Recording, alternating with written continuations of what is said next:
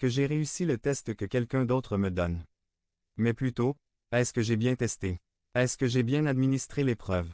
C'est moi qui rends le jugement. Ce que le Seigneur cherche n'est pas une estimation isolée de ma vie, telle que lui, il fait plutôt bien. L'autre fait même très bien. Ce que le Seigneur exige est que j'ai une certaine estimation. Regardons le texte. Les versets 27, 28 et 29 forment un paragraphe. 1 Cor 11.27 C'est pourquoi celui qui mangera le pain ou boira la coupe du Seigneur indignement sera coupable envers le corps et le sang du Seigneur. 1 Cor 11.28 Que chacun donc. Et puis il y a le verbe actif éprouvé. 1 Cor 11.29 Car celui qui mange et boit sans. Et puis il y a le verbe actif discerner. Si quelqu'un le fait, sans engager dans cette activité, il mange et boit un jugement contre lui-même.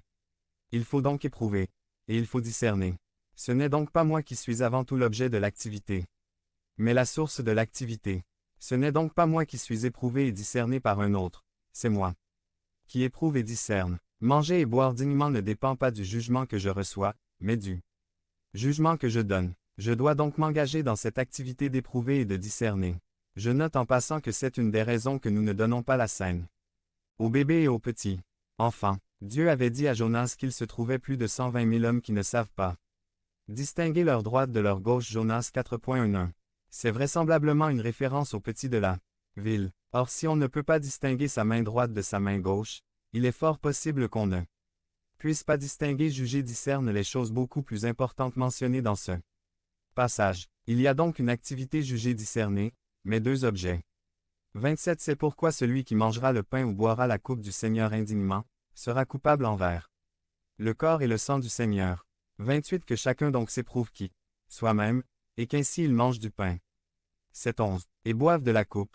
29 Car celui qui mange et boit sans discerner quoi? Le corps du Seigneur, mange et boit un jugement contre lui-même. 1. Soi-même. 28 Que chacun donc s'éprouve qui soi-même, et qu'ainsi il mange du pain et boive de la coupe. Le verbe traduit éprouver décrit l'action d'examiner soigneusement quelque chose afin de déterminer son authenticité. C'est souvent traduit discerner. Le mot comprend deux éléments importants. 1. Un examen, un test. Dans la Septante traduction grecque de l'Ancien Testament, ce même mot est souvent utilisé de Dieu qui sonde les cœurs, voir Psaume 26.2, 139.1, 23. Le feu éprouve l'or, 1 Pierre 1.7. 2. Une évaluation, un jugement, une estimation de la chose basée sur l'examen. 1 Timothée 3.10 dit des diacres qu'on les éprouve d'abord, et qu'ils exercent ensuite leur ministère, s'ils sont sans reproche. Il est évident que l'épreuve doit conduire à un certain jugement. Ailleurs, ce mot est traduit approuvé, voir Romains 14.22. 1 Corinthiens